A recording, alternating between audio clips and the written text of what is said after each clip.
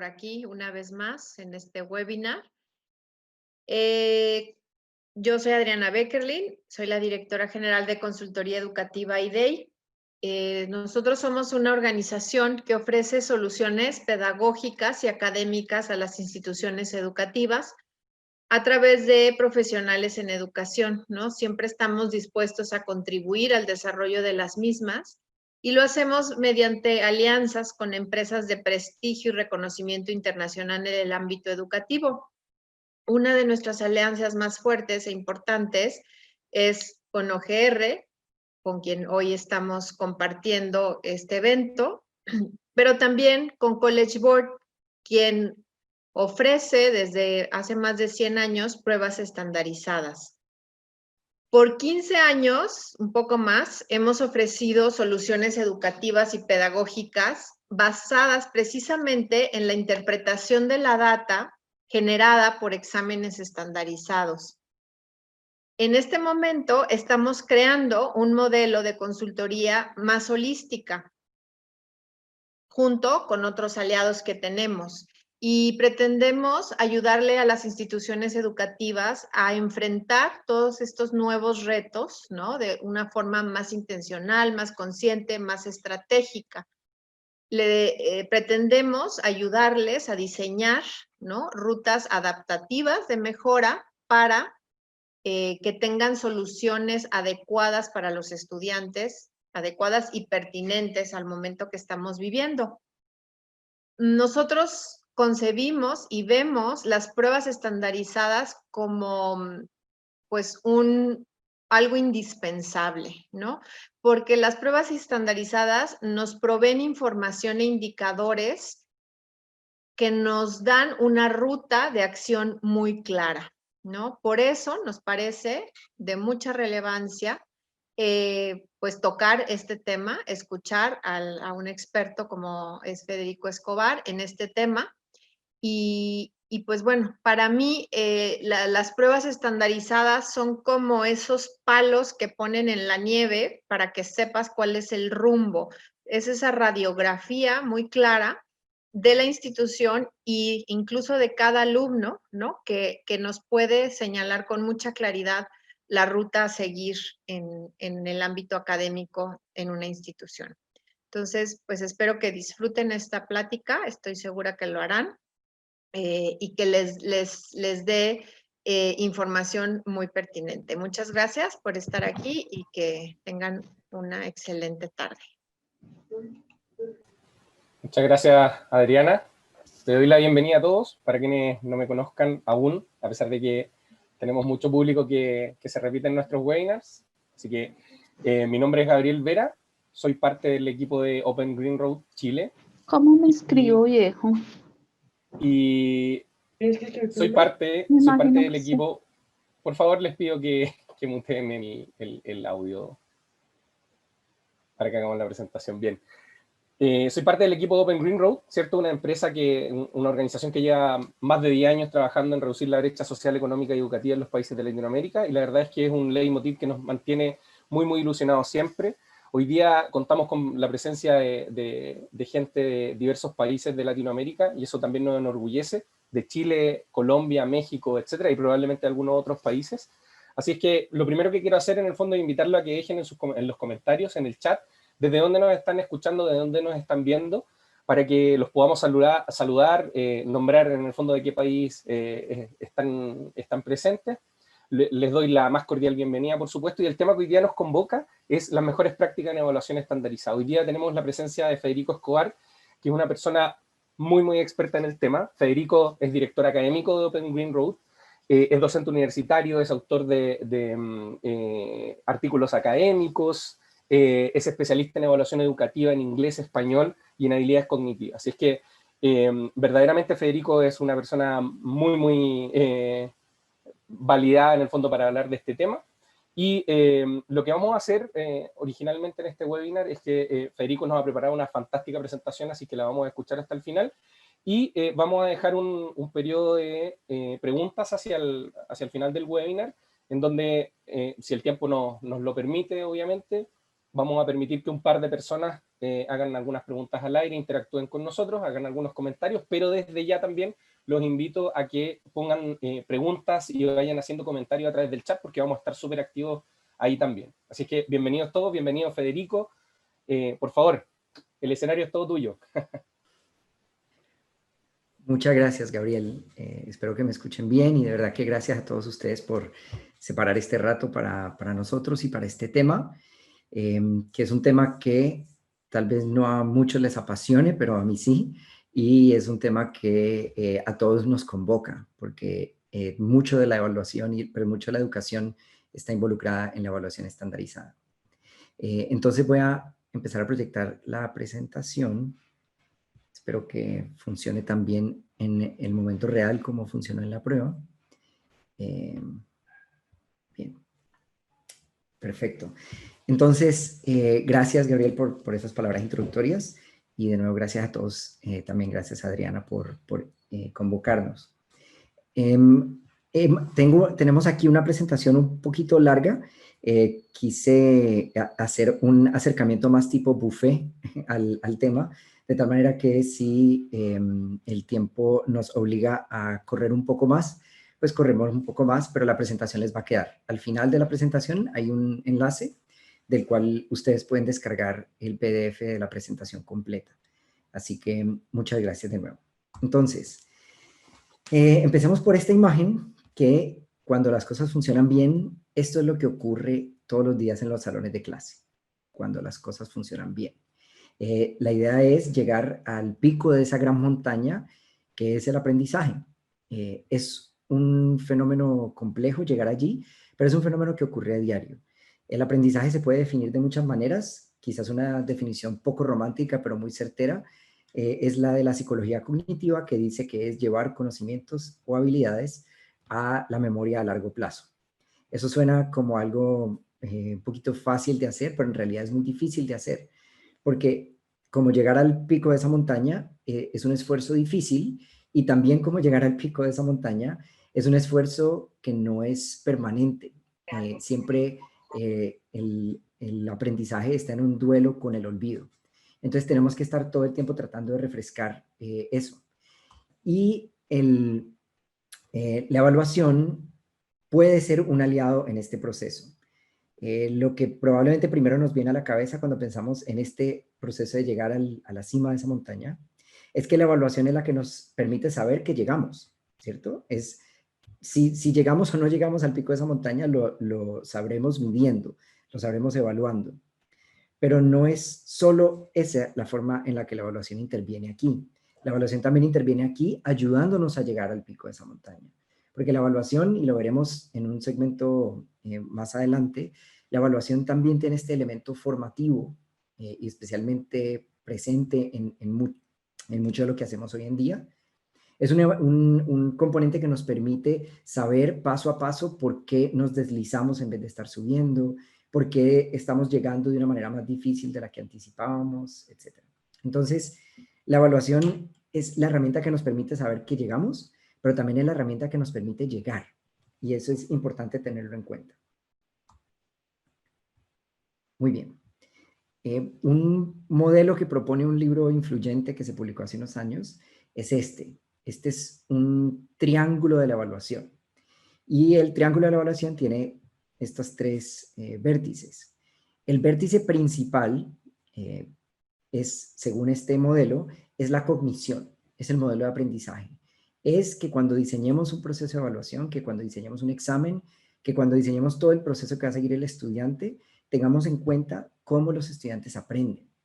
Y esto es muy importante recordarlo porque llevamos miles de años enseñándoles cosas a las personas, pero llevamos unos 40 o 50 años estudiándolo de una manera muy sistemática, con herramientas que nos permiten saber cuándo las cosas se olvidan, cuándo las cosas ya son parte del aprendizaje de un individuo. Entonces, el punto central de este modelo es la cognición. La observación es otro punto, es otro vértice de este triángulo, y es qué tareas diseño yo para saber que ese estudiante está aprendiendo.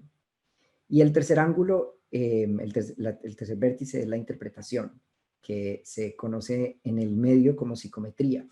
Y ocurre algo muy curioso cuando uno empieza a hablar de evaluación, y es que las cosas se pueden poner muy técnicas muy rápido. Entonces podemos estar hablando de cómo derivar una conclusión de un texto y súbitamente terminamos en una página llena de derivadas, cálculo. Porque este paso de lo cualitativo a lo cuantitativo es muy frecuente en la evaluación. Entonces es algo que tenemos que tener presente. La psicometría ha desarrollado unas herramientas muy importantes. Las tareas, los pedagogos son expertos en diseñar tareas que maximizan el proceso de aprendizaje, pero tenemos que tener muy presente el modelo de aprendizaje, lo que sabemos hoy sobre cómo aprende un estudiante, cómo aprende cualquier persona, cómo olvida cualquier persona, cómo se llena de errores una persona y lo difícil que es luego deshacerse de ellos. No vamos a entrar mucho en ese aspecto, pero es un aspecto fascinante. Si el tiempo lo permite, pues al final, tal vez en las preguntas, hablamos un poco de eso. Muy bien, les voy a plantear un mapa un poquito ambicioso. La presentación en general es ambiciosa, esperemos que el tiempo sea caritativo con nosotros. Entonces vamos a hablar de la evaluación, vamos a hablar de qué hacemos. Esto es el grueso de la presentación, es qué hacemos en este momento con la evaluación. Y dentro de qué hacemos vamos a hablar de algunos conceptos. No vamos a entrar mucho en eso, pero la idea es que tengamos eso sobre la mesa. Y luego nos vamos a enfocar en lo que más nos convoca, que son mejores prácticas. Entonces ustedes verán que vamos a tener un pie en cómo se hace la evaluación, digamos, la parte más conceptual o teórica, pero siempre vamos a tener un pie en la parte práctica. ¿Cómo puedo llevar esto al salón de clases? ¿Cómo puedo convertir esta teoría en algo que me ayude a mejorar lo que hago con mis estudiantes? Y dentro de mejores prácticas vamos a hablar de pruebas estandarizadas, lo que todo el mundo comúnmente entiende como pruebas estandarizadas.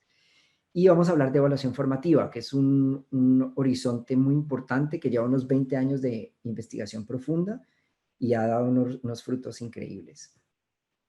En la parte final ya pasaremos del qué hacemos al qué haremos. Se anticipa un cambio grande y vamos a hablar de ese cambio. ¿Y por qué cambiar? Pues cambiamos porque podemos y cambiamos porque necesitamos cambiar. Y de eso, esos dos verbos quedarán más claros al final. Muy bien. Entonces, conceptos iniciales, trataré de abordar esto de una manera somera. Cada uno de estos conceptos es un libro, literalmente, o cientos de libros. Pero 3 conceptos muy comunes cuando hablamos de la evaluación son evaluación, validez y confiabilidad. Entonces, ¿qué es evaluación? Me volví un poco porque hagámonos la pregunta mentalmente durante un segundo. ¿Qué es una evaluación? Probablemente lo que nos viene a la mente es un examen tal vez con una hoja de burbujas que uno llene o un examen como los que se hacen en los salones de clase. Y esa es una de las maneras en las que hablamos de evaluación. Pero cuando vamos a los textos de los expertos, cuando nos preguntamos qué es la evaluación es algo muy específico y distinto a lo que nuestra intuición nos dice. La evaluación es simplemente un proceso para hacer inferencias. Es más o menos como de dónde obtengo información que me permite llegar a conclusiones sobre un estudiante. Ese es básicamente a lo que se refiere Dylan Wiliam, que es uno de esos pilares que aparecen por todo lado cuando uno empieza a buscar, a documentarse sobre evaluación. ¿Y qué es la validez? Es muy común que oigamos que las pruebas son válidas, ¿cierto? Pero, ¿qué es la validez? La validez, definida por ITS, una de las organizaciones más prestigiosas del mundo en esto, es la medida en la cual los resultados de una evaluación son apropiados para cierto propósito. Es eso. Es decir, la evaluación está midiendo lo que debería estar midiendo. Si esta es una prueba de comprensión lectora, ¿me está hablando sobre comprensión lectora? Si esta es una prueba de matemáticas, ¿me está diciendo algo sobre matemáticas? Y noten que esto es sutil, pero normalmente hablamos de pruebas válidas. En realidad las que son válidas son las interpretaciones sobre los resultados. Entonces vamos a seguir hablando de pruebas válidas porque eso es un reflejo común, pero normalmente los válidos son las interpretaciones. Yo puedo tener una prueba y hacer una interpretación válida de sus resultados y luego hacer una interpretación totalmente no válida sobre sus resultados, dependiendo de lo que quiera hacer yo con la prueba. Entonces, recuerden, lo que una prueba busca medir, ese término no lo habíamos puesto sobre la mesa, pero se llama el constructo. Entonces, el constructo es aquello que la prueba quiere medir, no es algo que se pueda ver a simple vista. Entonces, la altura de una persona no es un constructo porque es algo que se puede sacar una regla y medir. En cambio, la capacidad de una persona para comprender un texto sí es un constructo, porque es algo que yo no puedo simplemente sacar una regla y medir. Tengo que buscar aproximarme a esto a través de distintas formas. Entonces, si la prueba se acerca al constructo, si la prueba está capturando lo que dice capturar, entonces decimos que la interpretación que hacemos es válida. Y hay dos amenazas a la validez. Esto es un tema mucho más grande de lo que podemos entrar ahora. Tal vez en las preguntas lo haremos. Pero son dos amenazas que se llaman, es muy difícil traducirlos, pero algo así como una subrepresentación del constructo, y la segunda es una variación irrelevante al constructo. No quiero entrar en mucho detalle, eso suena como un anglicismo o un tecnicismo terrible, pero en realidad son conceptos muy útiles. El primero se refiere a esta prueba no está midiendo todo lo que dice medir. Entonces esta prueba dice que mide comprensión lectora, pero en realidad solo está midiendo vocabulario. Entonces no está representando plenamente el constructo que dice medir. Eso es un problema muy común. Y como se dan cuenta, si lo que yo quiero es que una prueba mida lo que dice que mide, entonces submedirlo a través de la subrepresentación del constructo, pues es una falla. Y también las variaciones que son irrelevantes al constructo son una gran amenaza a la validez. Ejemplo, una prueba de matemáticas que en vez de llegar directamente al concepto matemático que está evaluando, lo hace a través de 2 párrafos de texto. Entonces, si el estudiante ¿falló porque no entendió el texto o falló porque no sabía las matemáticas? Ese es un ejemplo de variaciones irrelevantes al constructo. Entonces, lo que queremos es minimizar estas 2 cosas. Queremos que una prueba mida lo que quiera que mida. El otro concepto muy importante, y les prometo que ya llegaremos más a prácticas que a conceptos, es confiabilidad. La confiabilidad también la referimos comúnmente a las pruebas. Esta es una prueba válida y confiable, es una frase que se usa mucho, pero también es referida a los resultados.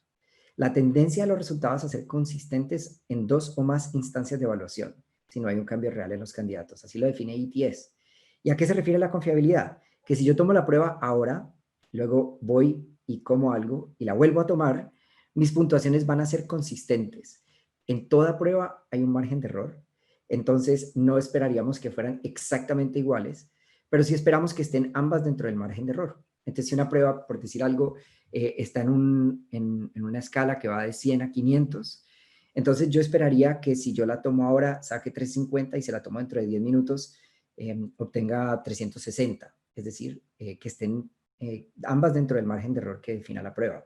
Pero sería muy extraño que yo la tome ahora y saque 100 y la tome dentro de una hora y saque 500. Eso significaría que hay algo extraño ahí, que hay algo que tal vez está fallando con el instrumento. Muy bien. Entonces ya tenemos esos conceptos. Esos conceptos son bien importantes para cualquier acercamiento que hagamos al mundo de las pruebas, pero ahorita vayamos llevando esto a prácticas. Mejores prácticas. Entonces, pensemos en las pruebas estandarizadas. Una prueba es estandarizada cuando se usan unas mismas condiciones para tomar la prueba. Es básicamente lo que se refiere. Entonces, si unos estudiantes tienen 2 horas para hacerlo, entonces otros estudiantes que sean semejantes a ellos van a contar también con 2 horas para tomar la prueba. Si los estudiantes estaban en cierto tipo de salón o lo tomaron en cierto contexto, por ejemplo, pruebas en papel o pruebas en digital, pues los demás estudiantes deben estar en las mismas condiciones. Y la estrella de las pruebas estandarizadas es, desde luego, la selección múltiple. Entonces, les muestro este ejercicio, y este ejercicio tiene un valor histórico interesante. Sostengo papeles rojos, verdes y amarillos en la mano. Si pongo los papeles rojos y verdes en un asiento, ¿de qué color son los papeles que tengo en la mano? Y ahí están las 3 opciones, rojo, verde y amarillo. Es una pregunta clásica de selección múltiple. Aquí podemos identificar los elementos esenciales de una pregunta de selección múltiple, que son la premisa, que es donde está el estímulo al cual tengo que responder. Aquí están los distractores, que son las respuestas incorrectas, las opciones que no son correctas. Y luego está la clave. En este caso, si yo tenía papeles rojos, verdes y amarillos y deposité los rojos y verdes en un asiento, pues la clave es que los papeles que tengo en la mano son de color amarillo. Esa es la clave. Entonces, esta es la premisa, estos son los distractores, estos son los amarillos, esta es la clave. Esto es los elementos esenciales de una pregunta de selección múltiple. Nuestra forma de pensar sobre la evaluación estandarizada está tan atada a la selección múltiple que se nos olvida que es un pequeño bebé dentro del mundo de la medición y de la estadística. En realidad, la evaluación por selección múltiple tiene poco más de 100 años. O sea que ya tendría, digamos, barba por lo menos en el caso de ese bebé, pero en realidad solo tiene 104 años y se lo inventó un individuo que resulta ser tocayo mío, Frederick Kelly, y se lo inventó y usó ese ejercicio que les acabo de mostrar, proviene de la prueba que usó Frederick Kelly para inventarse esto. Si nosotros fuéramos a hacer un ejercicio como este hoy, le añadiríamos probablemente, y todo el mundo lo está pensando, yo creo que a todos nos hace falta ponerle ahí ABC al principio, ¿correcto? Pues eso en efecto vino luego. Estoy haciendo una cosa ahí intencionalmente que les explico en un segundo. Pero entonces ya tenemos ABC. ¿Por qué Frederick Kelly no utilizó ABC? Porque en ese momento no había máquinas que leyeran ABC. Esas máquinas entraron en escena unos 20 años después. Pero en este momento sí se podía reducir las opciones de respuesta a un número limitado, y eso fue lo que hizo Kelly, y hemos heredado esta preferencia porque es muy eficiente. La selección múltiple es muy eficiente para responderla, para redactarla y para calificarla. Y eso es una ventaja enorme de la selección múltiple. Hay algo aquí, Frederick Kelly lo hizo, presentó las opciones como las vimos hace un segundo, pero hay algo que nosotros haríamos distinto, y eso es presentarlas de esta manera. ¿Por qué? Piensen si ustedes fueran a responder verde en este momento y lo vieran rápido como lo está respondiendo un estudiante que tiene una presión de tiempo como normalmente tienen en una pregunta estandarizada. ¿Verde es la B o verde es la C?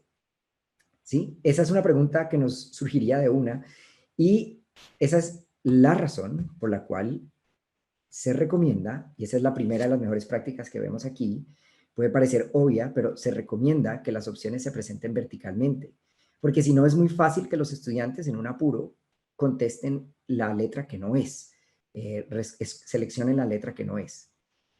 Muchas veces los profesores, por falta de espacio, presentan las opciones horizontalmente, pero entonces, ahí sí, con mucho pesar por los árboles, pero se recomienda que las opciones sean verticales precisamente por esto, para evitar ese momento de confusión en los estudiantes. Esa es una práctica relacionada al formato, pero hay muchas otras prácticas, mejores prácticas, que están relacionadas al contenido. Veremos ejemplos un poco más adelante en la próxima diapositiva. Pero básicamente lo que tenemos que hacer cuando nos sentamos a redactar un ejercicio es enfocarlo en un tipo de contenido y una demanda cognitiva. Esa es una mejor práctica. Es muy común ver que los ejercicios que se redactan en los salones de clase incluyen muchísimos contenidos diferentes. Entonces el ejercicio está etiquetado, por ejemplo, como de gerundios en inglés, y de repente incluye gerundios, pero también incluye adverbios, también incluye artículos, y uno en realidad no sabe exactamente qué es lo que está midiendo. Entonces, a veces en áreas como el lenguaje es muy difícil separar las cosas del todo, pero hacer el esfuerzo de mantenerlas separadas es una mejor práctica. Queremos cerciorarnos de que estemos evaluando un mismo tipo de contenido. ¿Por qué? Porque si el estudiante falla, queremos saber en qué falló, básicamente. Eso es lo que estamos buscando con esto. Mantenga el contenido de los ítems independiente. ¿A qué se refiere eso? Que un ejercicio no dé una clave para responder un ejercicio posterior. Si un ejercicio me preguntaba ¿cuándo fue la Revolución Francesa? Y hay 4 opciones de respuesta, un ejercicio posterior no debería decir la Revolución Francesa que ocurrió en 1789 enfrentó a... No, eso no debería ocurrir, porque entonces un ejercicio me está dando la respuesta a otro. Tampoco debería haber un ejercicio seguido de otro independiente que diga cuál fue la clave para responder el anterior. Eso se está haciendo en algunas pruebas estandarizadas en este momento, pero es en unas circunstancias muy controladas. Y si vamos a hacer esto en nuestro salón de clase, es mejor ser consciente de que un ejercicio no debería depender del otro. La tercera práctica es evalúe contenidos importantes. Evite contenidos demasiado específicos o demasiado generales. Esto puede parecer obvio, y desde luego, si hablamos con cualquier redactor del planeta y le decimos, tú acabas de evaluar algo importante en tu ejercicio, nos va a decir que desde luego, porque ¿quién va a admitir que está evaluando algo que no es importante? Pero esto es un dolor de cabeza para la evaluación estandarizada porque lo que se busca con un ítem de evaluación estandarizada es lo que se llama discriminación. Es poder separar a los estudiantes en grupos de desempeño. Y si un ejercicio es muy difícil y lo responde muy poca gente, o es muy fácil, definido como un ejercicio que lo responda toda la gente, entonces ese ejercicio usualmente no llega a la prueba que toman los estudiantes. Y eso es problemático. ¿Por qué? Imagínense un profesor que explicó perfectamente bien a la totalidad de sus estudiantes un concepto importante del currículo. Y esos estudiantes luego lo encuentran en su prueba y todos lo contestan bien. ¿Por qué? Porque el profesor hizo un trabajo excelente y porque los estudiantes todo lo entendieron. ¿Saben qué pasa con ese ejercicio? Se retiraría de la prueba, porque todos los estudiantes lo contestaron bien. Entonces, este siempre es un baile interesante entre evaluar lo importante y evaluarlo de tal manera que los ejercicios tengan la capacidad de discriminar, que puedan separar a los estudiantes en grupos de desempeño. Muy bien.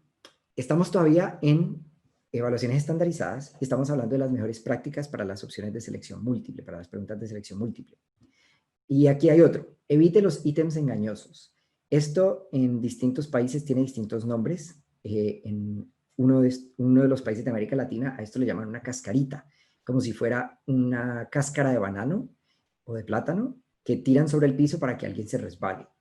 Entonces, algunos profesores se solazan haciendo ejercicios que tengan ese tipo de superficies resbaladizas. Pero eso es muy, muy complejo al momento de evaluar de manera estandarizada. Hay que tratar de evitar los ítems engañosos. Aquí les doy unos ejemplos un poquito dramáticos, pero veámoslo. ¿Cuántos meses tienen 28 días?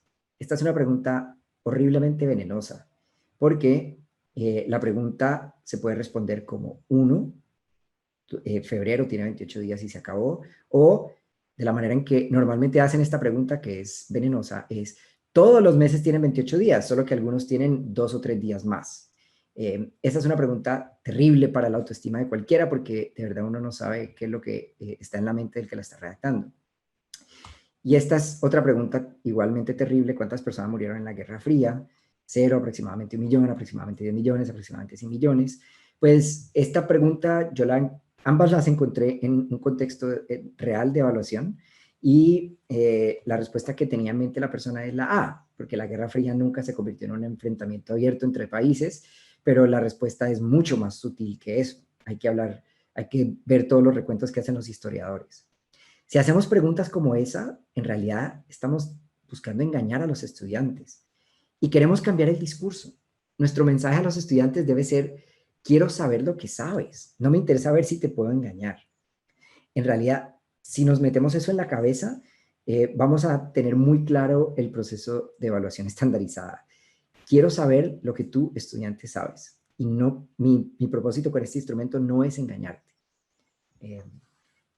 De nuevo, es muy típico en muchas preguntas, especialmente en contextos de salones de clase, que eso ocurra, pero tenemos que tratar de evitarlo. Otra mejor práctica es: reduzca la carga de lectura al mínimo que se necesite.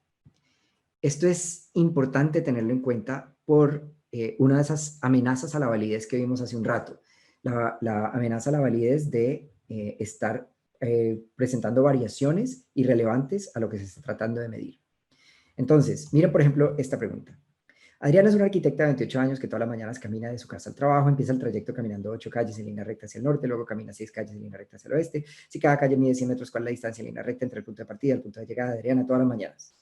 Eso es una pregunta con bastantes palabras y no todas son necesarias. Si quisiéramos saber si la persona que respondió esto mal falló porque no sabía matemáticas o falló porque se tropezó con la lectura, sería muy difícil, porque es un párrafo completo. Si quisiéramos mantenerlo como un problema verbal, que eso es un tipo de ejercicio en matemáticas, pues por lo menos podríamos reducirlo. Adriana camina 8 calles en línea recta hacia el norte, luego 6 calles en línea recta hacia el oeste.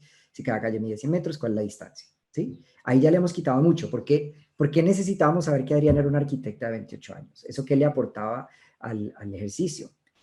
La carga de lectura tiene que reducirse al mínimo que se necesite. No es necesariamente reducirlo a que no haya ni una sola palabra. Hay algunos ejercicios que no tienen ni siquiera una palabra, entran directamente a ecuaciones matemáticas. Pero normalmente es bueno poner por lo menos unas palabras que orienten a las personas para que sepan qué es lo que esta tarea quiere que hagan. Y tal vez, si esto no fuera un problema verbal, lo podríamos reducir incluso más. Si hay matemáticos o personas con inclinación a matemáticas presentes, se darían cuenta que lo que en última se está preguntando es esto. Básicamente un triángulo recto, y lo que se está preguntando es la hipotenusa. Si eso es lo que queríamos de los estudiantes, ¿por qué no presentarles un triángulo con los lados de esta manera y pedirles que hallen el lado A? ¿Cuánto mide el lado A? Y eso se puede calcular utilizando los triples pitagóricos y ya. Entonces, reduzcamos la carga de lectura al mínimo que se necesite. No queremos que los estudiantes fallen por algo que no se está midiendo. E incluso en una prueba de lectura, si estamos haciendo unas preguntas demasiado largas, donde lo que distingue una opción de otra quizás sea una coma o una oración subordinada, etc. No queremos que fallen por eso. Queremos que de verdad, recuerden, queremos ser leales con los estudiantes. Queremos saber lo que saben, porque no se les olvide que nuestro propósito aquí es que ellos lleguen a la cima de esa montaña y queremos ayudarlos a través de la evaluación, no tropezarlos a través de la evaluación. Otra forma de reducir la carga de lectura al mínimo que se necesite es subir a la premisa las palabras que se repitan en el inicio de las opciones. Esto es una práctica que no es tan común como uno querría, pero si todas las opciones empiezan por decir algo, ¿qué buscaba James Joyce al redactar la novela? Y todas las opciones empiezan, buscaba producir una novela modernista que... Si todas las opciones empiezan con esas mismas palabras, estamos obligando a los estudiantes a leer muchas más palabras de las que se necesitan.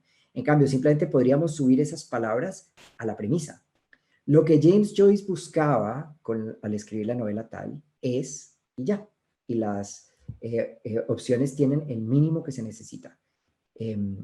Esto lo podemos aplicar, esto rutinariamente se aplica en las evaluaciones estandarizadas, no en todas.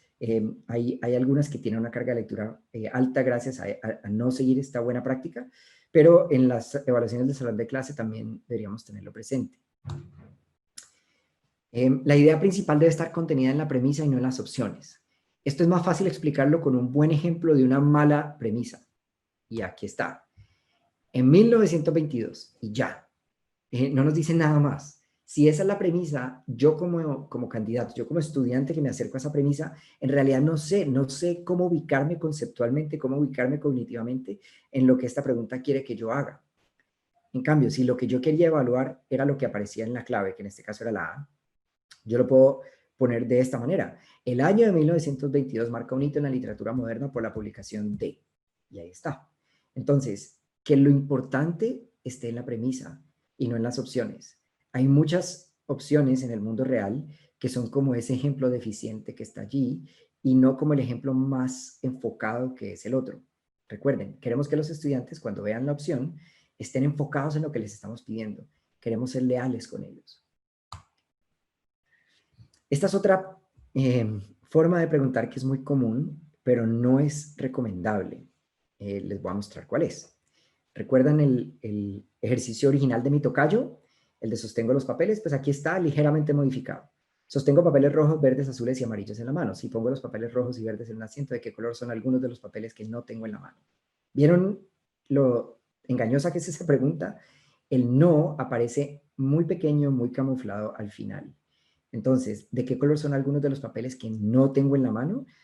Ese no cambia por completo la pregunta. Y si yo accidentalmente lo leí, y es muy fácil cometer errores accidentales cuando hay un tiempo de por medio, si yo accidentalmente lo omití, entonces me voy a obtener la respuesta incorrecta. Algunos desarrolladores de pruebas corrigen este problema poniendo el no en mayúsculas, ahí. Pero en general lo que se evita es formular la premisa de manera negativa, punto. Si yo lo puedo hacer de manera positiva, lo debo hacer de manera positiva. Y hay algunos ejemplos que mucha gente utiliza también que son como estos. ¿Cuál de las siguientes afirmaciones sobre la Segunda Guerra Mundial no son ciertas? ¿Por qué no volverlo más directo y decir cuál de las siguientes afirmaciones es cierta? ¿Sí? Y ya evitamos ese problema del potencial tropiezo de los estudiantes con un no omitido. Y aquí hay otro ejemplo. Este está basado en un ejemplo real que vi la semana pasada. en una preparación para una prueba. Entonces, si se hurtan la mitad de las joyas de una colección que contiene 150 anillos y 50 monedas, ¿cuál es la probabilidad de que entre los objetos no robados una persona seleccione al azar un objeto que no sea una moneda? ¿Sí ven lo engañoso que es eso? Tratemos de evitar el no. Tratemos de enfocarnos en lo afirmativo. El negativo, y de hecho, ahí, de nuevo, la psicología cognitiva nos abre nos da muchas luces aquí. A nosotros, a nivel cognitivo, nos cuesta el no. Y especialmente cuando hay un par de nos en el vecindario, nos cuesta muchísimo. Y hay suficientes experimentos que se han hecho con esto, y de verdad que nos cuesta mucho asimilar esas cadenas de no. Entonces evitémoslo, pongámoslo de manera positiva. Y en realidad no es difícil hacer el cambio una vez ya tengamos la idea para la pregunta. Evite palabras como siempre, nunca, todos y absolutamente. Algunas personas se refieren a esto como los 4 jinetes del apocalipsis, no sé si han oído eso, y son siempre, nunca, todos y ninguno. Pero tratemos de evitar esas palabras en general. ¿Por qué? Porque esas palabras son una pista de que esa no es una respuesta correcta. Hay unos estudiantes que son muy hábiles para descifrar las pistas que están dando sin querer queriendo los redactores de preguntas. Entonces, esas palabras son una pista letal sobre lo que el evaluador no quiere que los estudiantes escojan. Entonces, aquí hay un ejemplo de biología. Según la forma de tener crías, los mamíferos nunca son ovíparos, siempre son vivíparos, son todos ovíparos o tienden a ser vivíparos. Puede que yo no tenga ni idea sobre mamíferos, ovíparos o vivíparos. Si yo estoy mirando esto, y ahí me podrían estar hablando de cualquier tema, yo inmediatamente tacho la A, la B y la C, porque tienen esas palabras. Y resulta ser que la respuesta correcta es la D, tienden a ser vivíparos, porque los monotremas, como los ornitorrincos, son ovíparos y son mamíferos. Entonces, no es cierto que todos sean vivíparos. Entonces, esas palabras, evitémoslas. Es muy fácil. Si uno se ubica en el asiento de un profesor en un salón de clases o un redactor en una casa de pruebas, es muy fácil hacer distractores utilizando estas palabras, pero es muy fácil para los estudiantes que tienen este instinto eliminarlas cuando las ven. Entonces, evitemos esas palabras. Esas palabras son una mala idea cuando estamos haciendo preguntas de selección múltiple. Estas otras les encantan a muchas personas porque casi que te liberan de la necesidad de escribir tantos distractores, ¿sí? Entonces, yo, en este caso, por ejemplo, el movimiento romántico se distingue por defender la A, imaginación, B, vida solitaria, C, todas las anteriores, D, ninguna de las anteriores. ¿Qué pasa? En este caso, la respuesta es la C. Pero lo que queremos cuando hacemos preguntas, estamos redactando distractores de tal manera que todos sean plausibles, todos llamen la atención de los estudiantes. Entonces, en este caso, si un estudiante inmediatamente de ver A y B correctas, ya deja de leer. Supongamos que aquí hubiera A, B, C, D, E, F. Pero al solo ver 2 que son correctas, ya no tiene que leer absolutamente nada más, se va para todas las anteriores y listo. Y ninguna de las anteriores, en términos prácticos del salón de clases o de la evaluación estandarizada, es un problema porque se vuelve una discusión entre estudiantes y profesores sobre si cierta opción que se podría interpretar de cierta manera, en realidad la elimina y entonces ninguna termina siendo la respuesta.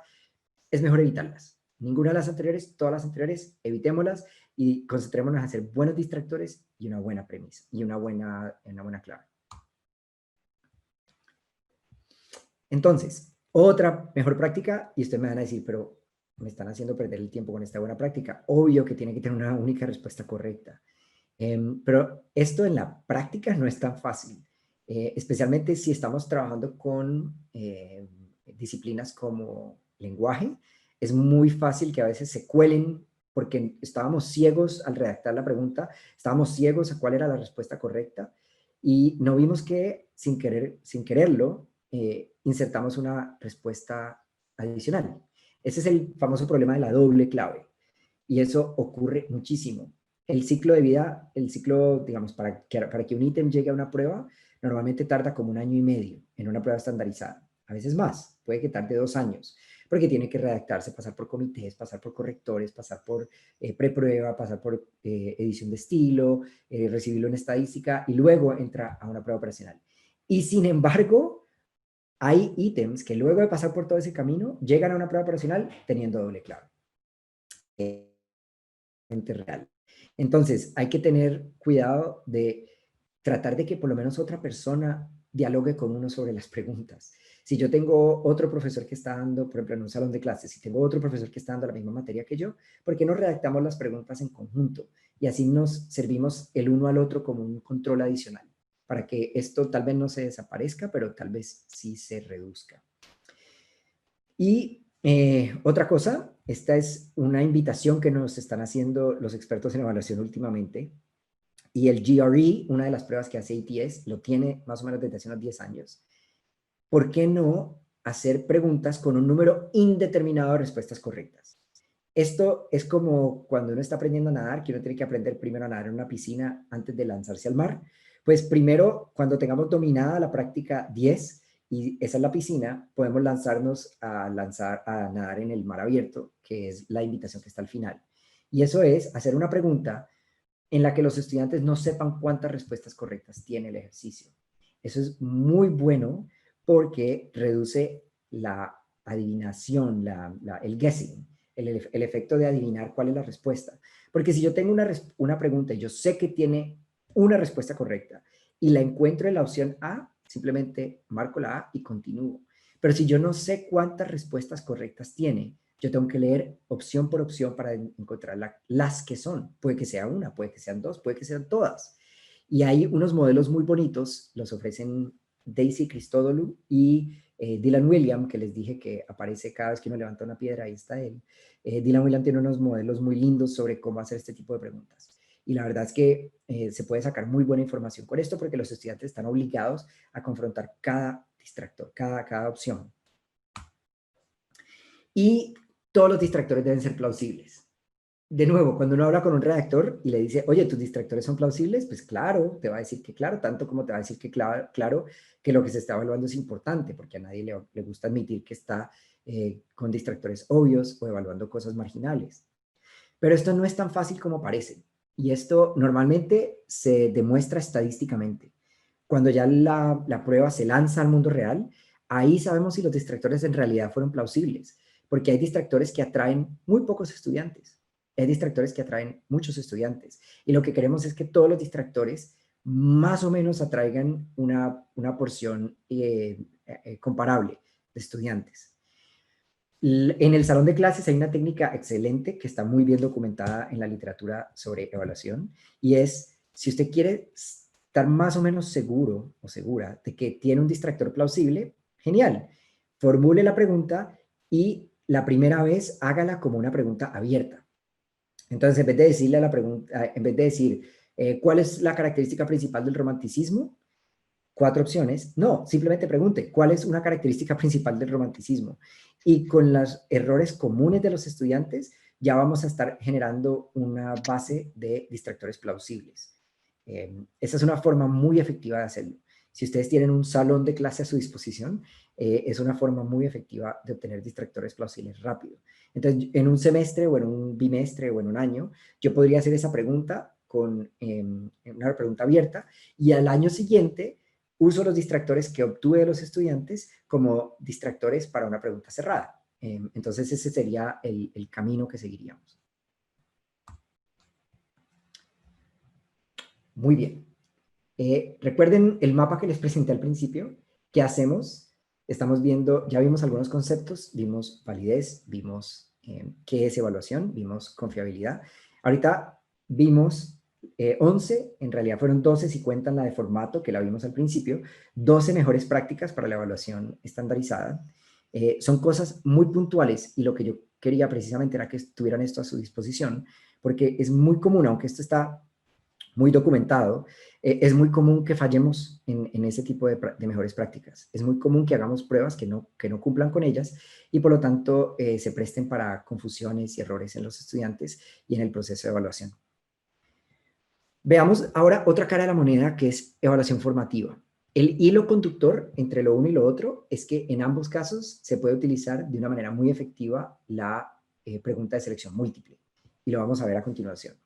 Pero, ¿qué es la evaluación formativa? Si ustedes hablan con un profesor del salón de clase en esto y le dicen, ¿ustedes hacen evaluación formativa? Le van a decir que sí, pues claro, porque hay una distinción entre evaluación formativa y evaluación sumativa. La evaluación sumativa es la que da una calificación al final o la que al final determina si el estudiante cumplió con los objetivos de educación.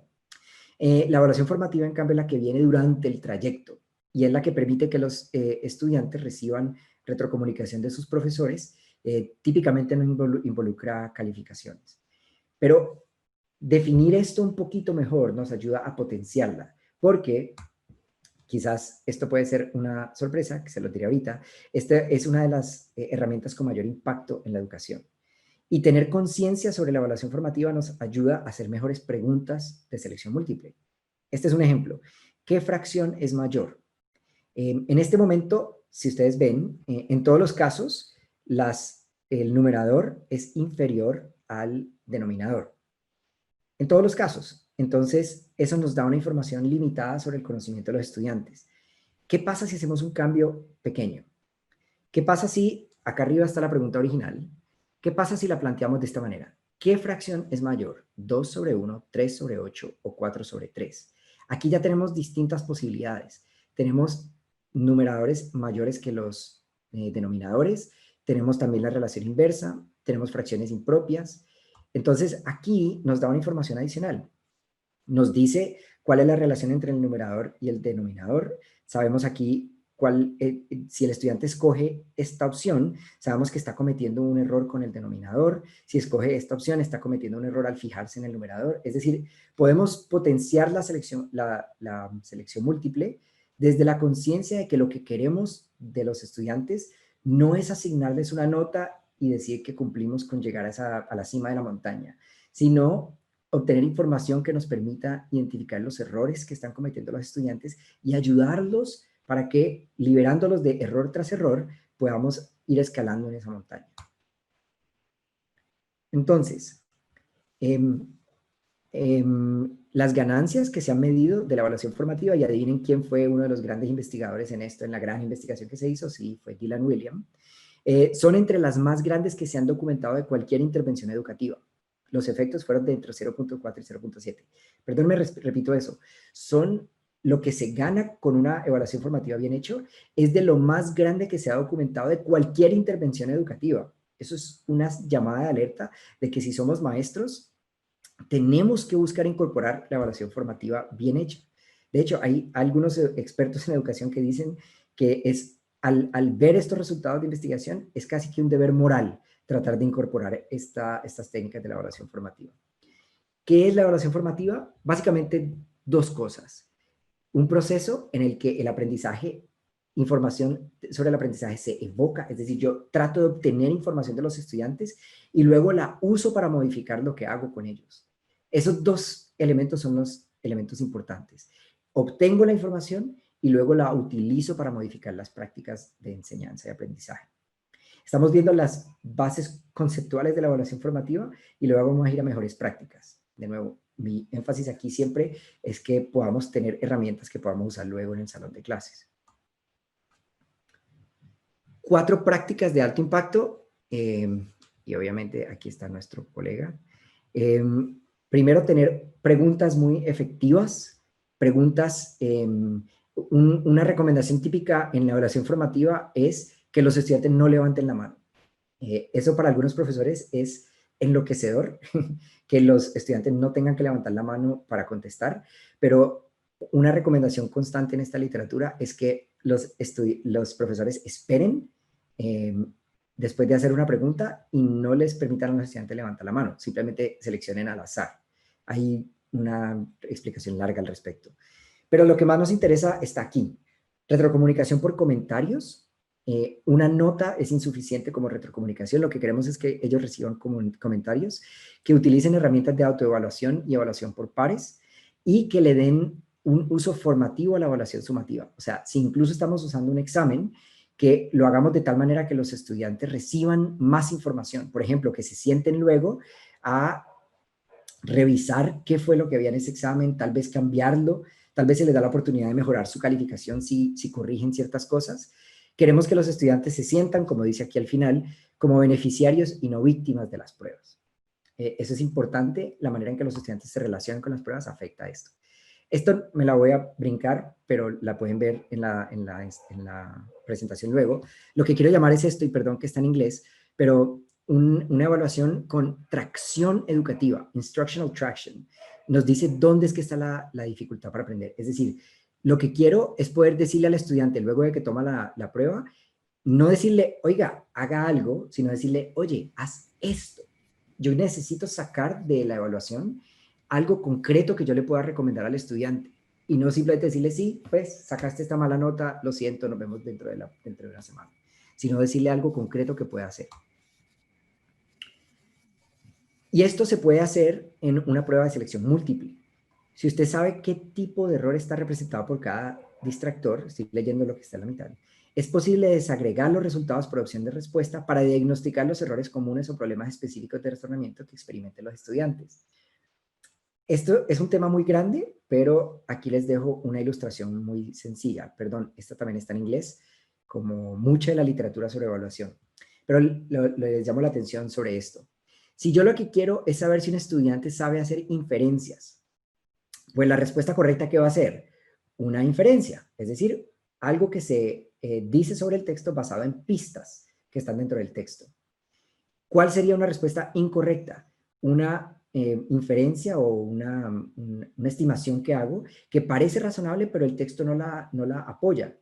Y otra respuesta correcta es simplemente un detalle que aparece de manera explícita en el texto. ¿Qué hago yo como maestro, como docente? Hago, por decir algo, una pregunta de selección múltiple con 3 opciones. Una de ellas es la correcta, una de ellas es la que es una inferencia injustificada y la otra es una información explícita. Y hago 10 o 12 de estas preguntas y mantengo pendiente de si un mismo estudiante está seleccionando un mismo tipo de error a lo largo de toda la prueba.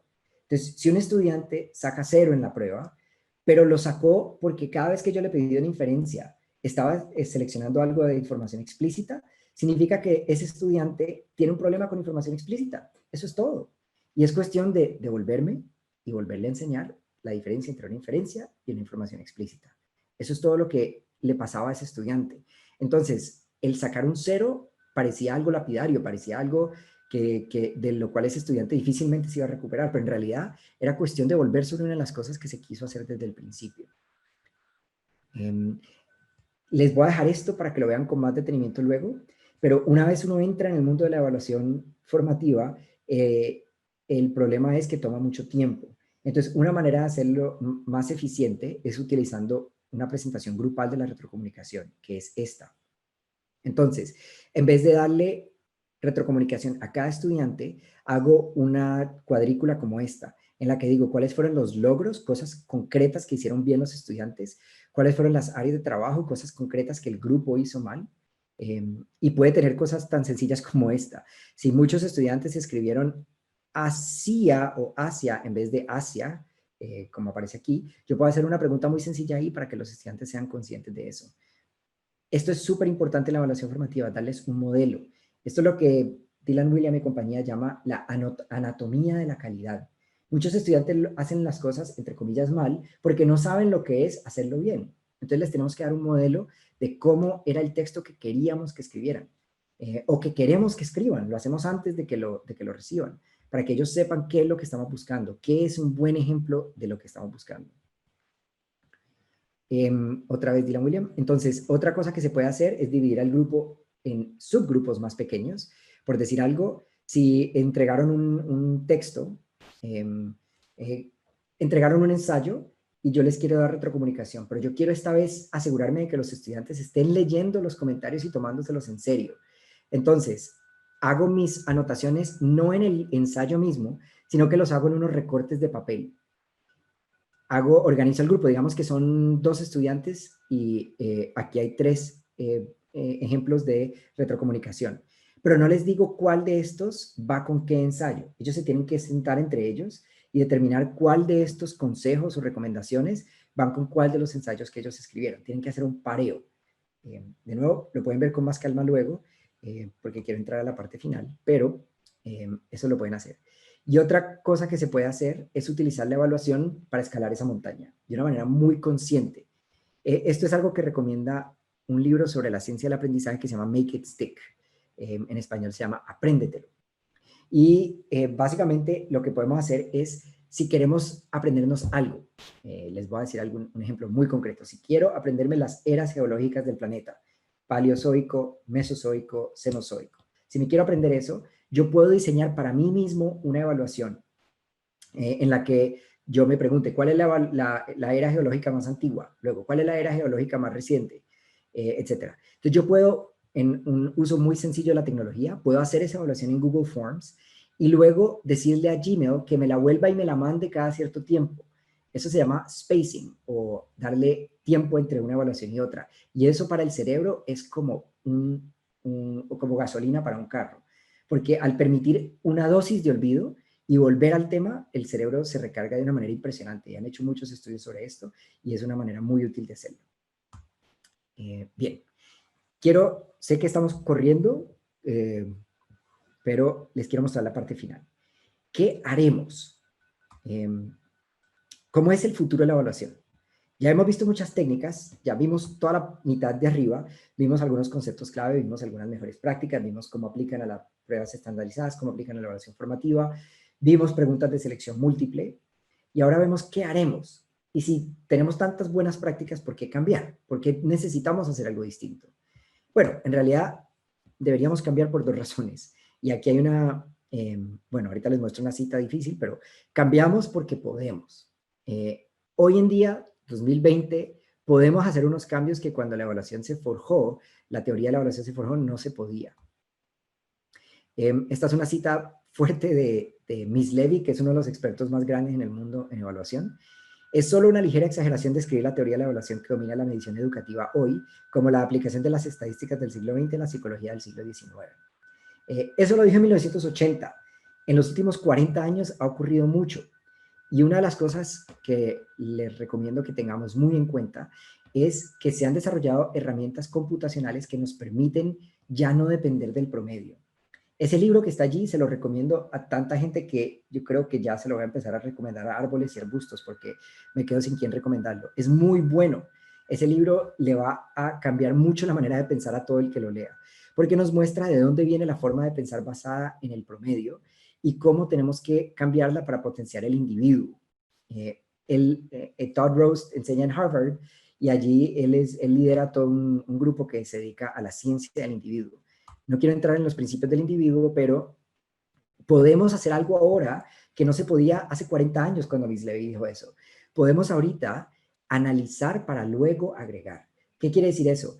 Normalmente lo que hacemos es comparar a las personas con un promedio. Entonces, agregamos primero y luego le decimos, Gabriel, estás por encima del promedio, felicitaciones. Pero eso hoy en día no lo tenemos que hacer de esa manera. Hoy en día tenemos un poder computacional enorme para medir todo sobre Gabriel. Y le podemos decir, Gabriel, sé esto y esto y esto y esto y esto sobre ti. Y todo esto lo puedes utilizar para aprender mejor. Muy bien. Y a propósito, sí, estás por encima del promedio. ¿Sí? Entonces, lo que queremos es poder potenciar todo lo que podemos saber sobre él. Podemos medir muchas cosas hoy en día que antes no podíamos medir. Y la otra razón que necesitamos, la otra razón para cambiar es porque lo necesitamos. Y ahí ven personas trabajando. Y hay personas trabajando en este tipo de trabajos que es representado por esta foto y personas trabajando en este tipo de trabajo representado por la segunda foto. Y en todos esos trabajos ocurre algo. Lo que ocurre es que necesitamos aprendizaje permanente en todos los oficios del mundo hoy en día y cada vez más mientras avance el siglo XXI, vamos a necesitar todo el tiempo aprender cosas nuevas. Si yo soy un soldador, voy a necesitar aprender a manejar nuevas máquinas de soldado. Y si yo soy una persona que trabaja en diseño gráfico, voy a necesitar aprender nuevos programas de diseño gráfico. Cada año sale Adobe con una nueva versión de InDesign y básicamente todo mi conocimiento se vuelve obsoleto. Entonces necesito tener la mentalidad para aprendizaje permanente. La lógica de la educación del siglo XX no era aprendizaje permanente. Esto suena triste admitirlo, pero la lógica del siglo XX, y este individuo de apellido Thorndike fue instrumental para eso, era clasificar y categorizar a los estudiantes. Y mucho de eso sigue ocurriendo en los salones de clase, que es, yo estoy diseñando mi sistema educativo para saber quiénes tienen el talento para hacer X y quiénes no tienen el talento para hacer X y por lo tanto los voy a acompañar hasta que obtengan un diploma. Entonces, lo que necesitamos es desarrollar habilidades para el aprendizaje permanente. Y este libro de David Conley es muy interesante porque nos muestra un nuevo paradigma de evaluación. Se enfocan, es un paradigma, y lo resumo con estos puntos, y ahora sí estamos terminando, se enfoca en las necesidades de los estudiantes en primer lugar. Los estudiantes son vistos como agentes y no como objetos. Y esto les da mucho poder. Ustedes dirían, no, pero pues qué lindo suena eso, pero ¿cómo se hace en la práctica? Conley tiene unos ejemplos muy concretos. Imagínense un estudiante que recibe una prueba estandarizada y la prueba estandarizada le dice, escoge 5 de las próximas 10 preguntas y respóndelas. Entonces, ¿por qué queremos que un estudiante se sienta frustrado por no poder responder las preguntas que sabe que no puede responder? ¿Por qué no darle la posibilidad de que seleccione cuáles responde? O que les digan en una pregunta de comprensión lectora, que seleccione cuáles son los 5 textos de un grupo de 10 sobre los cuales quiere responder preguntas. Tal vez ese estudiante se siente más cómodo respondiendo textos científicos que textos narrativos o al revés. Y lo que dice Conley es, recuerden que hoy tenemos el poder computacional para medirlo todo y podemos medir si ese estudiante conscientemente escogió cierto tipo de texto o cierto tipo de ejercicio, o tal vez escogió las preguntas difíciles porque no tenía criterio para saber cuáles eran fáciles o cuáles eran difíciles. Tal vez escogió las fáciles porque no le gusta retarse, sino que quiere irse a la fija y obtener la mejor puntuación posible. Entonces, todo esto forma parte de un paradigma que podemos desarrollar ahora. También buscamos determinar que los estudiantes cuentan no solo con los conocimientos, sino con la comprensión estructural del conocimiento, las ideas grandes, los esquemas mentales, no las piezas aisladas de biología, sino cómo esas piezas se integran en un todo. Y promueve que los estudiantes se apropien del aprendizaje. Y finalmente, crear perfiles de los estudiantes como aprendices para poder apoyar así el desarrollo individual y el cumplimiento de los objetivos. Entonces, este es el futuro de la evaluación, recuerden. ¿Qué tenemos ahora? Tenemos una evaluación que se basa en algunos conceptos que ya vimos, que tiene unas mejores prácticas muy reconocidas, muy respaldadas por investigaciones de pedagogía y de psicología cognitiva. Mejores prácticas que se aplican a preguntas de selección múltiple, ya sean en pruebas estandarizadas y tal vez de lo que vimos entendemos mejor por qué ciertas casas de desarrollo de pruebas hacen las pruebas como las hacen. Pero también se aplica para preguntas de selección múltiple en contextos de evaluación formativa y cómo podemos diseñar esas preguntas desde el principio para extraer información que me ayuden a corregir el proceso de aprendizaje de los estudiantes. Recuerden, nosotros queremos que esos estudiantes lleguen a la cima. Eso es lo que queremos. No queremos que tropiecen, no queremos que se resbalen. Una vez lleguen allá, queremos que no olviden. Queremos darles las herramientas para que de verdad sean aprendices permanentes, para que sepan aprender todo lo que necesitan para esta vida en el siglo XXI, y eso termina, y con eso terminamos. ¿Qué haremos? Haremos no enfocarnos tanto en el promedio, sino en el individuo, y usar todas las técnicas computacionales que tenemos para darle a los estudiantes pruebas que muestren sus fortalezas y los ayuden a corregir sus debilidades sin desmotivarlos, sin espantarlos, siempre recordando que lo que queremos es que aprendan y somos sus aliados. No queremos hacerlos tropezar, queremos ser leales con ellos y ayudarlos a llegar.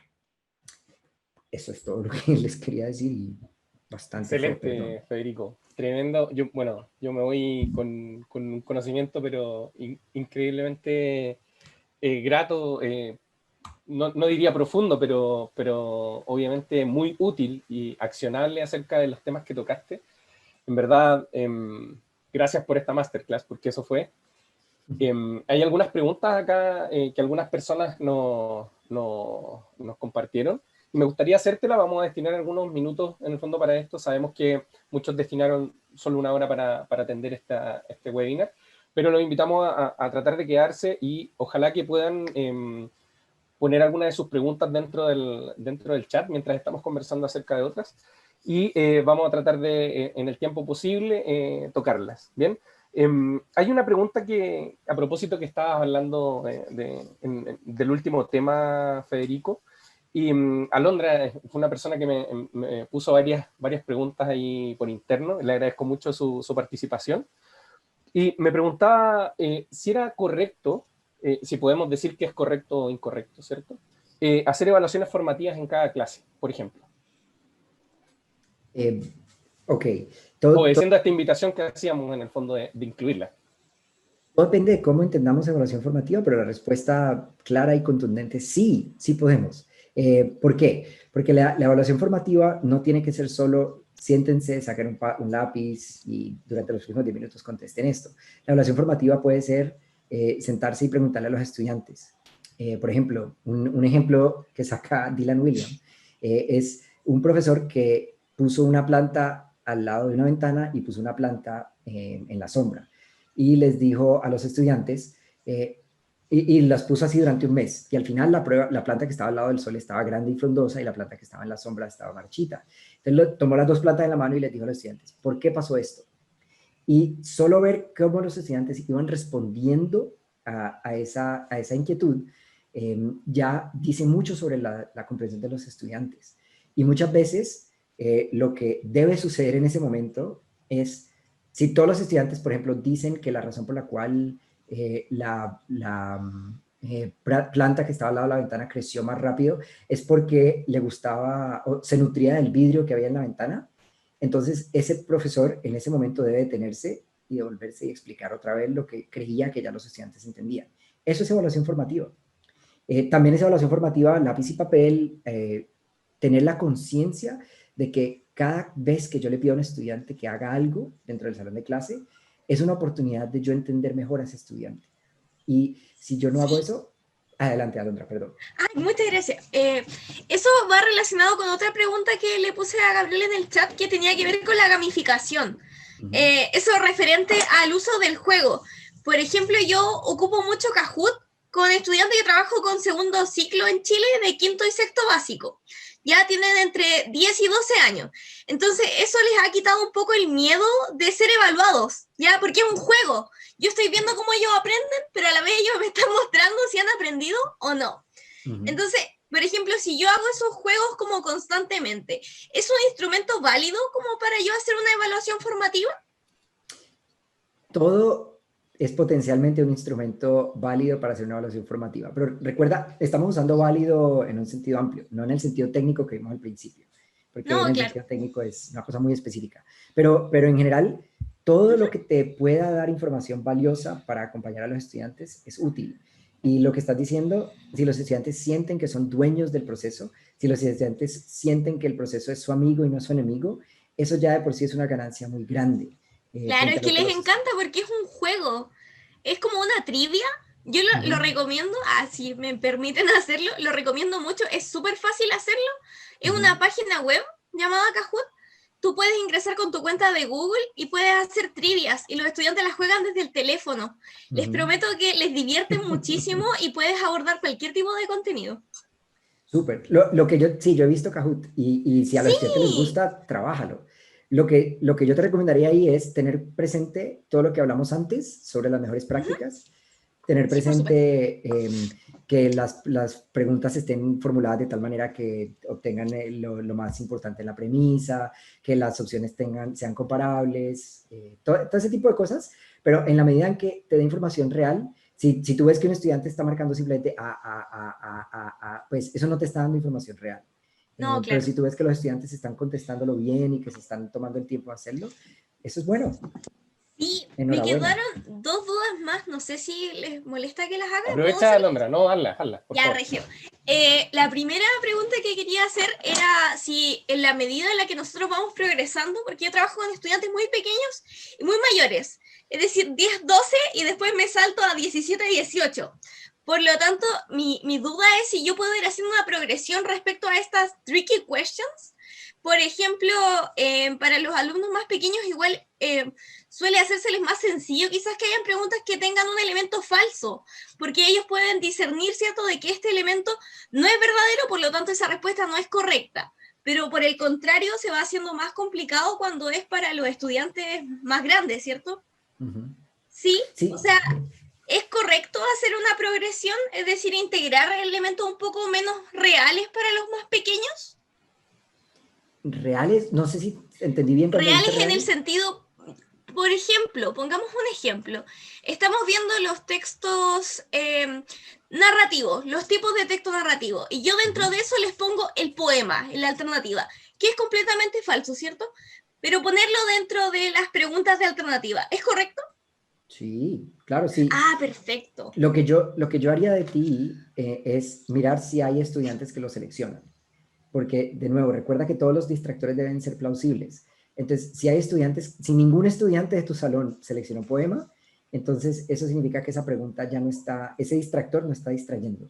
O como les dicen ahora, ese atractor no está atrayendo.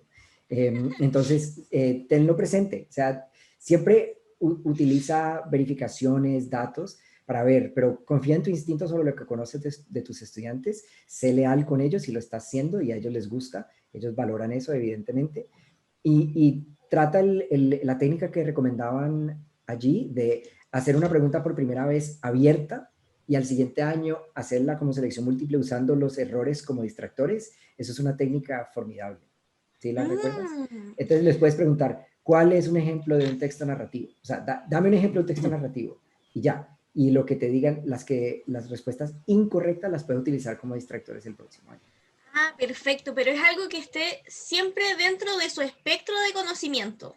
Sí, siempre, claro. Sí, si ya les preguntas cosas o demasiado elevadas o demasiado básicas. No, pues claro, igual se entiende que hay que ajustarlo y aterrizarlo en la edad. Y la última pregunta que quiero hacer para dejarlos a todos tranquilos es respecto a... Nosotros en Chile hacemos pruebas de transición universitaria actualmente, ¿cierto? Conoce el concepto, me imagino, está súper actualizado. Ya, ¿qué hacemos, por ejemplo, o cómo abordamos las preguntas de inferencia que tienen inferencias falsas? O sea, ¿cómo yo las abordo para enseñar por qué no es verdadera? ¿Las abordo por contraste? ¿Es la mejor manera de abordarlo? Pues mira, yo precisamente estoy trabajando mucho con la prueba de transición de comprensión lectora. Y entonces allí las preguntas que tienen respuestas que son, o sea, opciones que son inferencias falsas, lo principal que yo haría es demostrarles a ellos cómo se anclaron en el texto para encontrar la inferencia verdadera. Y entonces, perfecto. porque siempre, las inferencias siempre son un brinco hacia el vacío. Entonces, claro, ¿por qué una opción sí tiene suficiente apoyo como para hacer una inferencia justificada o válida, pero las otras opciones no lo tienen? Y entonces, ¿dónde fue que el brinco hacia el vacío de los distractores de verdad fue un brinco hacia el vacío? Mientras la otra tiene una ruta que se puede demostrar. Y eso luego si quieres me escribes, te muestro algunos de los materiales que estamos haciendo y ahí yo creo que podría ver cómo estamos explicando eso. Y eso te podría ser útil también con tus estudiantes. Muchas gracias. Gracias, Qué agradecida. Mientras respondemos un par de preguntas. ¿Te puedo hacer más, una pregunta? Perdón, sí, obvio. Dame un segundo. Déjame solo recordarle a todo el mundo que vamos a tomar una fotografía como lo hacíamos a la vieja usanza, ¿cierto? Aprovechando de que participamos en este webinar, les encargo que prendan su cámara mientras vamos contestando estas preguntas y conversando más al respecto. ¿Les parece? Muchas gracias. Por favor, Leonardo está haciendo una pregunta, me parece. Hola, bueno, primero agradecer la instancia. Mi nombre es Leonardo Díaz, soy profesor de matemática, trabajo con estudiantes de cuarto medio en la preparación de la prueba de transición en el área de matemática. Entonces mi pregunta, me imagino que se entiende que estamos en un proceso transitorio en Chile respecto desde PSU a prueba de transición. La verdad que hemos estudiado mucho con mis colegas el tema de los nuevos estilos de los ejercicios. Han variado en cuanto al número de alternativas, creo que hubo una variación, o sea, existe una variación con respecto al tiempo de la prueba, etcétera, etcétera. Pero quiero hacer un alcance respecto de un ejercicio que mostró el expositor cuando habló de ir eliminando mucha información del ejercicio, ¿ya? Y llegó al final a un solo triángulo rectángulo para aplicar teorema de Pitágoras, ¿ya? Comentarles que no es que esté en desacuerdo, pero creo que es súper importante que cuando uno prepara un estudiante, claro, ahí, cuando va reduciendo la carga de lectura. El primer filtro creo que es el aceptable, porque creo que es importante que uno cuando hace la preparación de un estudiante para, por ejemplo, en este caso, conocer el teorema de Pitágoras, uno tiene que ir escalando en las taxonomías de Bloom respecto de las habilidades y tiene que lograr las mayores habilidades posibles. Y hoy, en cuanto a la preparación de la prueba de transición, nos hemos dado cuenta que lo más importante es la habilidad de posicionar al estudiante dentro de un contexto en el ejercicio. Entonces, cuando tú desnudas el ejercicio de tal manera hasta llegar al solo triángulo, estás simplemente generando un ejercicio y no una situación problemática. Y lo más importante que nos hemos dado cuenta nosotros, que en el estudio que hemos hecho, es que lo que está buscando la nueva prueba de transición es que el estudiante se posicione de acuerdo a su condición social dentro de un ejercicio. Es decir, han aparecido ejercicios donde se evidencia una situación de un banderero en una carretera, de una situación de una dieta. Entonces hay mucho contexto en los ejercicios que son importantes. Entonces creo que el primer filtro está bien, pero ya llegar a solamente poner el triángulo, entendiendo que lo que estamos evaluando es el teorema de Pitágoras, pero también hay que evaluar la comprensión lectora, también hay que evaluar dentro de la comprensión lectora y la resolución de problemas, los tips para poder resolver este tipo de problemas y la información. Entonces creo que un alcance, me pareció genial la exposición, pero lo importante también es que el estudiante pueda contextualizar una situación matemática y no solamente mostrarle un triángulo y que pueda aplicar el teorema de Pitágoras, porque básicamente lo que estaría haciendo es memorizar, y esa es una habilidad muy básica dentro de lo que se busca. Eso, Leonardo, muchas gracias. yo estoy de acuerdo contigo y muchas gracias por tus palabras. Lo que traté de mostrar con esta secuencia es que empezamos con un texto que tiene mucha información superflua, llegamos a un problema verbal y antes de dar el paso, quizás no me detuve lo suficiente para decirlo, pero traté de señalar que si lo que queremos es formular un problema verbal, que es totalmente válido en matemáticas, aquí nos detendríamos. Pero si no nos interesaba el problema verbal, sino simplemente que los estudiantes puedan, simplemente es un decir, porque esto en sí es una habilidad fundacional para poder hacer lo otro. Si lo que queremos es que los estudiantes demuestren que saben de triples pitagóricos, este es un muy buen punto de partida. Es decir, todo dependerá y las palabras que se necesite acá son súper importantes. Tenemos que reducirlo al mínimo que se necesite para lo que queremos enseñar. Si queremos enseñar problemas verbales, nos vamos aquí. Si queremos enseñar el triple pitagórico al desnudo, pues nos vamos acá. Pero tienes toda la razón, no todos los ejercicios deben ser así. Podemos irlo llevando a cosas mucho más elevadas y en la nueva prueba de transición hay unos ejercicios lindos de unos estudiantes que demuestran su trabajo y uno tiene que identificar dónde fallaron. Esas son unas demostraciones muy bonitas de eso. Pero muchas gracias, Leonardo. Gracias a ti. Gracias, Leonardo. Federico, solo porque tocó el tema ahí, Leonardo, y creo que en algún punto lo mencionaste a lo largo de la presentación, y me ha tocado a mí vivirlo en el trabajo que he desarrollado en el fondo. ¿Qué volumen de alternativas es un volumen adecuado para poner una pregunta? ¿Cuál recomendarías tú en el fondo? Bueno, buena pregunta. Perdóname, antes de responderla, no lo dije, ¿sí? Pero esta dirección que está aquí, si ustedes la ingresan en un browser, en un navegador, les descarga esta misma presentación en PDF. Entonces, eso solo para que lo sepan. Entonces, esa es una pregunta interesante. La literatura dice que el número ideal es 3 o 4. Hay un artículo ya clásico de Michael Rodríguez del 2003, si no estoy mal, en el que él hace un análisis desde el arte de escribir pruebas hasta la ciencia de escribir pruebas, ambos extremos, y recomienda preguntas de 3 opciones. Pero tiene una recomendación ahí que es 3 opciones siempre y cuando aumente el número de preguntas. Entonces, por eso un número muy, muy sólido para trabajar es 4. Y si ustedes han estado siguiendo los desarrollos con la prueba chilena, que son desarrollos que me gustan, a propósito, está pasando de una prueba de 5 a una prueba de 4. Y está pasándolo muy conscientemente. Y eso es la manera en que muchas de las pruebas hoy se hacen. 4. Hay un nuevo tipo de ejercicio muy interesante que le llaman en inglés uncued multiple choice item. Y lo que quiere decir eso es ejercicio sin ningún referente o sin ninguna pista. Y lo que quiere es, por ejemplo, mostrarle a un estudiante un texto completo, un texto de 500 palabras con 50 oraciones, y decirle, haga clic en la idea principal del texto. ¿Sí? Entonces, el estudiante literalmente puede escoger cualquier punto del texto. Hay 50 opciones. Y por eso le llaman un texto sin referente o sin pistas. En un problema de matemáticas, por ejemplo, o de lógica, podría haber una demostración completa y le dice dónde está el error. y no hay ni una A, ni una B, ni una C, simplemente dónde está el error. Entonces, este es otro tipo de cosa que se puede hacer hoy en día con las técnicas de computación que tenemos, que son muy interesantes, pero para el salón de clases tradicional, 4 opciones. 4 opciones es confiable. La quinta siempre es difícil de redactar, pero Sí. las 4 son confiables. Perfecto. Federico, hay una pregunta de Jorge Alexander Álvarez por acá en el chat, que nos dice, a propósito de tocaste un tema súper virtual, de esta herramienta en el fondo que te permite hacer este tipo de preguntas. Y hay alguien que nos pregunta, dice, buenas noches, mi nombre es Jorge, Universidad Católica de Colombia. Mi pregunta, ¿cómo puedo hacer evaluación formativa en ambientes virtuales?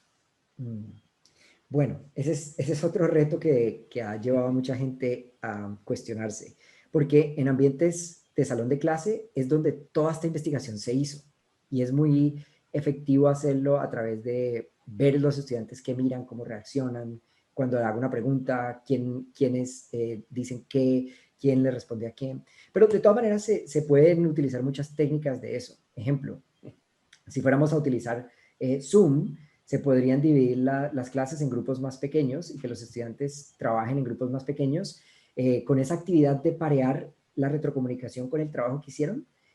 Esa actividad es muy poderosa porque los estudiantes tienen que de verdad volver sobre sus trabajos y cuestionarse qué hicieron para merecer o no recibir esa retrocomunicación específica.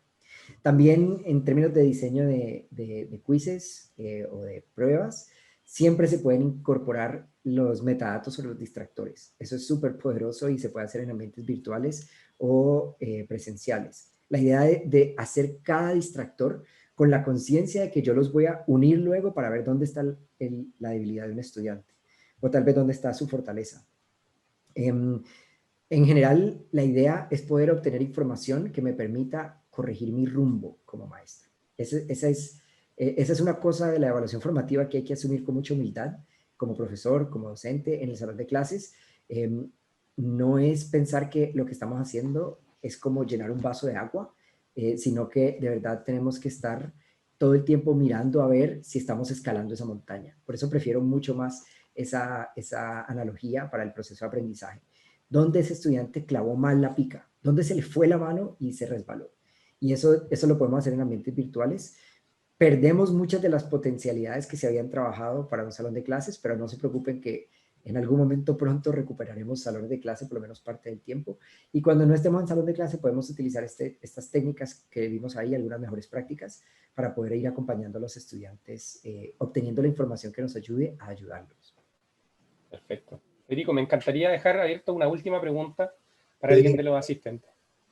Fernando quiere participar. Perfecto. Gracias, tenía unas ganas de participar. Y pasa que me encantó lo que está haciendo Federico, me ha aprendido cualquier cantidad y quería hacer una pregunta con respecto a lo que pasa en el aula, porque yo, digamos, le tenía mucho miedo a la evaluación, y sí, yo creo que todos mis compañeros le tenían mucho miedo a las evaluaciones. Entonces yo creo que si se está usando como una herramienta para enseñar, yo creo que no deberíamos tenerle miedo, de que deberíamos estar lo más relajados posible cuando estamos siendo evaluados. ¿Cómo hacemos para que pierdan el miedo nuestros alumnos a la evaluación? ¿Qué tendríamos que hacer en el aula para que ellos perdieran el miedo? A lo mejor podríamos hacer el inicio con una evaluación, digamos, hacer una pregunta general, evaluar, o en el cierre. ¿Cómo lo podríamos hacer para que fueran perdiendo gradualmente ese miedo? Y cuando sean evaluados, lo tomen como una instancia de aprendizaje más que de algo que podría perjudicarle, no sé, producirle, le produce demasiado estrés. A mí me producía mucho estrés cuando yo tenía que ser evaluado. Muchas gracias. Muchas gracias por ese comentario, Fernando. Y la verdad es que algunas personas se mueren de los nervios con una evaluación y algunas personas sufren por las consecuencias de la evaluación. Y eso tiene una consecuencia que está demostrada en la literatura y que es muy perjudicial, que es que algunos estudiantes se empiezan a refugiar en o no estudiar para poder decir eso, me fue mal porque no estudié. No es que refleje sobre mí como persona, sino que fue que no estudié. Eso le llaman self-handicapping, que es algo así como discapacitarse, le llaman, para poder justificarse. Y la otra tendencia perjudicial es a tratar de hacerlo solo lo más fácil posible. Entonces, a mí no me interesa que usted me rete, lo que yo quiero es una nota, entonces yo quiero mis calificaciones rápido y efectivo. Lo que yo te recomiendo, Fernando, y de nuevo gracias por lo que dijiste ahorita, es llevarlos por el camino formativo lo máximo posible. Entonces, lo que los estudiantes normalmente temen de las evaluaciones es la nota. Entonces, la idea es irlos familiarizándose con la idea de que la evaluación es tu amiga. Yo no estoy haciendo esto para penalizarte, yo no estoy haciendo esto para que luego llegues en llanto donde tus padres explicándole por qué sacaste esto. Entonces, lo que yo quiero es que la evaluación te ayude a ti a entender mejor qué estás haciendo, qué necesitas hacer. Entonces, ¿qué es de las primeras cosas que puedes hacer? Hacerlo frecuentemente. Entonces, por ejemplo, Barak Rosenshine recomienda empezar cada clase con 5 minutos de evaluación. 5 minutos. Cada clase. Y luego cada semana con una evaluación de 10 minutos recuperando lo que se hizo la semana anterior. Y hacerlo tanto que los estudiantes ya lo vean como un amigo y no les des notas al principio. Entonces, que los estudiantes mismos califiquen su trabajo, por ejemplo, eso es autoevaluación. O la evaluación por pares también. La evaluación por pares es excelente. Y hay estudios de psicología que muestran que los estudiantes le creen más al par que al profesor. Porque entonces, y lo han medido de una manera súper ingeniosa. ¿Cuántas veces pregunta un estudiante cuando no entiende la respuesta? Entonces, si es al profesor, le pregunta un par de veces y ya se queda callado porque entonces dice, no, este profesor va a pensar que yo no sé nada, entonces mejor me quedo callado. En cambio, cuando miden esto con sus pares, a los pares les preguntan 10 veces, pero ¿cómo así? ¿Esto fue lo que me estabas diciendo? Espérate, no entiendo, vuélvemelo a explicar. Entonces, la evaluación por pares es muy efectiva para llegar a la respuesta. Y eso, hacerlo frecuentemente, hacerlo lo que llaman de baja consecuencia o low stakes en inglés, es decir, que no les des calificaciones, sino que les des información y volverlos amigos. Otra cosa es que cuando ya le hagan la evaluación sumativa, la que tenga calificación, si tienes la oportunidad, devuélveselas y que la corrijan, si pueden. Que la corrijan, que corrijan por lo menos una pregunta que sacaron mal. Y si lo hacen bien, pues se les puede subir la calificación también. Es importante la retroalimentación después de una evaluación siempre. Totalmente. Y que la retroalimentación no se caiga como un cubo de hielo al piso y se derrita allí, sino que la retroalimentación de verdad llegue a ellos. Por eso todos estos ejercicios para que los estudiantes incorporen la retrocomunicación es clave. Porque yo sé, Fernando, que dar retrocomunicación toma tiempo y hacerlo en detalle toma muchísimo tiempo. Entonces lo que queremos es que los estudiantes de verdad lo usen como una herramienta para aprender. Es lo que queremos. Muchas gracias. Gracias. A superar ese miedo con exposición gradual, entonces. Sí, exactamente. Buenísimo. Genial. Bueno, en virtud del tiempo y de la hora que es, bueno, ha sido una presentación muy, muy valorada, Federico. De verdad te agradecemos muchísimo esta masterclass. Agradecemos las preguntas de los participantes. De verdad ha sido un agrado poder estar con ustedes hoy día. Les quiero contar que 2020 ya prácticamente se nos está acabando. Este es el último webinar del año. Durante el 2021 vamos a lanzar un nuevo ciclo de webinars. Esperamos que asistan a ellos, por supuesto, que esta audiencia siga creciendo y formemos una comunidad que pueda, en el fondo, utilizar estos conocimientos o estas snacks, ¿cierto?, prácticos para poder llevarlos al aula, para poder llevarlos, en caso de los directivos, a sus equipos, etc. Entonces, esa es la motivación que nosotros tenemos. Y esperamos, por supuesto, que lo hayan disfrutado, que les haya servido y que se lleven algo a su salón de clase o a sus casas, definitivamente. Muchas gracias Carlos. a todos. Federico, muchísimas gracias a ti también.